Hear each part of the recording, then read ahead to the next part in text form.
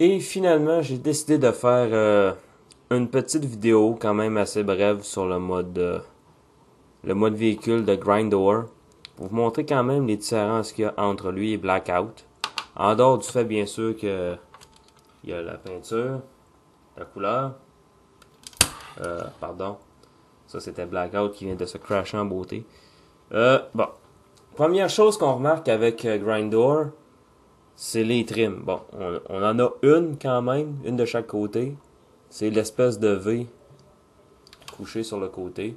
Et aussi, chose que Blackout n'avait pas en mode véhicule, c'est l'insigne Decepticon. Ici, on a fait des bandes avec l'insigne sur le côté. Et on a ça d'un seul côté. On a été cheap, on était à avoir de ce côté-ci. Parce que de ce côté-ci, on n'a pas, mais la bande ici se répète. Autre similitude, le jaune autour des fenêtres à l'avant, ici, on avait ça sur Blackout. En dehors de ça, il n'y a pas grande différence. On appuie sur le piston de la queue ici. Et ça fait tourner les pales de l'hélice.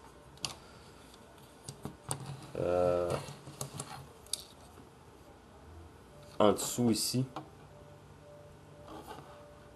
Ici plutôt. Au bout de mon pouce. On appuie. Si vous regardez comme il faut. Bon, vous le voyez pas comme il faut à l'écran là. Mais c'est ça qui fait tourner les pistons. Pas les pistons, mais plutôt les vrilles de Scorponok. J'avais pas donné de notes au mode robot. J'ai réalisé ça après l'avoir visionné. Dans mon empressement à arrêter la vidéo en bas de 10 minutes. Le mode robot mérite quand même un 8. Son gros inconvénient, c'est que cette partie-ci, ici, se détache facilement durant la conversion. C'est à peu près tout. Un 8. Pour le mode hélicoptère, je vais lui donner un 8 aussi. Parce que quand on regarde en dessous, on voit facilement les mains. Pardon, à la manche. On voit facilement les mains. On voit la tête. Et on voit les pieds repliés avec les jambes. Et on a aussi ce gros creux ici. En dehors de ça, c'est un très bel hélicoptère. Je lui donne un 8 aussi. C'est un très bel hélicoptère. Imposant. Bien pensé. Et ceux qui ont l'œil vont remarquer qu'on le voit aussi dans le film L'incroyable Hulk. Avec Edward Norton. Donc, un 8 pour lui aussi. Je vais mettre lui de côté. Je vais faire la comparaison entre les deux petites figurines Scorponok qui viennent avec ça. Celui-ci vient avec Blackout. On avait la queue argentée et on remarque qu'il y a un léger ressort à l'intérieur. Pourquoi que ça a été mis là, je sais pas. On a un creux en dessous et en dessous ici aussi. Les vrilles sont pas peinturées. On a très peu de peinture sur le dessus, un petit peu de gris ici et tout. Tandis que celui-ci est très détaillé. Dominance de noir. On a mis du gris argenté pour les vrilles, la face, le bout des pattes, le bout du dard et pour les engrenages du milieu. Le visage, grâce à la peinture gris argenté, est mieux détaillé que celui-ci, qui est tout blanc. Et on a même un petit peu de peinture rouge au bout des pouces ici. Là. Fait que tout de même, j'aime mieux ce Scorponok-ci en miniature que celui-ci. Mais bon. Je noterai pas ces figurines-ci, ça vaut pas la peine. Ils sont pas articulés, c'est juste des bouts de caoutchouc. Je donnerai pas de note là-dessus. Mais c'est juste pour vous dire que je suis un gars de parole. J'achète les personnages qui sont on-screen du film. Et ceux qui sont pas on-screen, à part le petit forklift, connu sous le nom de Dirt Boss, ben, les personnages qui sont pas on-screen, je les achète. Si vous voulez avoir une vue côte à côte de Blackout et de Grindor, attendez un tout petit peu. Je vais faire ça pour vous. En me reculant un peu, en les mettant côte à côte. Et un par-dessus l'autre. C'est des beaux jouets. C'est des très beaux jouets, bien exécutés.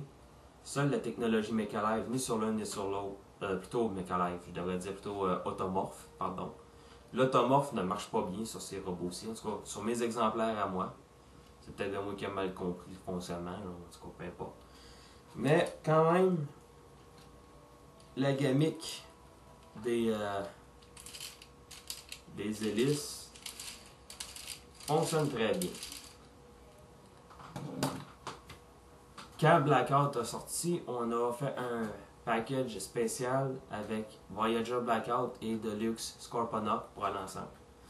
Est-ce qu'on va faire la même chose avec Grindor et Stalker Scorponok? Je ne sais pas. Mais, tout de même si c'est un jouet qui a été remâché, qui sent le réchauffer, j'aime quand même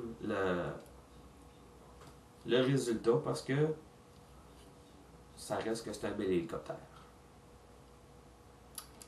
Donc, je vais vous laisser là-dessus. 8 sur 10, autant pour le robot que pour le mode hélicoptère. J'ai fait cette revue-ci, cette vidéo-ci, en pensant à notre ami Vampire qui est un gros maniaque aux hélicoptères, autant que moi je suis maniaque aux jets. Fait que j'espère que ça va t'avoir fait plaisir, mon copain Vampire. Si vous avez des commentaires, des questions, allez-y. Je suis toujours ouvert. Moi, je veux m'améliorer. Je ne veux pas tomber dans la monotonie. Parce que je suis toujours le même pattern. Mais j'espère que vous ne trouvez pas ça monotone quand même. Aujourd'hui, j'ai été gâté. J'ai eu 3 jouets d'une shot. Donc, j'ai payé pas pour quand même. Mais bon, je suis content de les avoir reçus. Je ne regrette pas mes achats.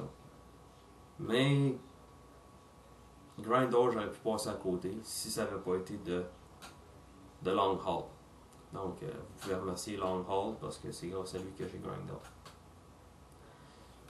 Je vous laisse là-dessus. Et si vous vous demandez pourquoi j'ai un drôle d'air aujourd'hui, c'est que voyez-vous, j'ai attrapé des ulcères et ça devient difficile à parler.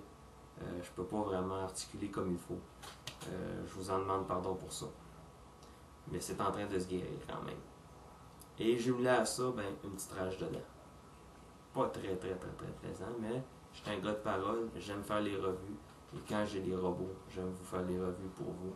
J'espère que ça vous a quand même éclairé et que ça va vous inciter à faire le bon choix quant à l'achat de ces robots-ci.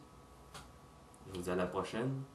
Et je sais vraiment pas quel prochain robot est-ce que je vais faire la revue. Alors, à la prochaine.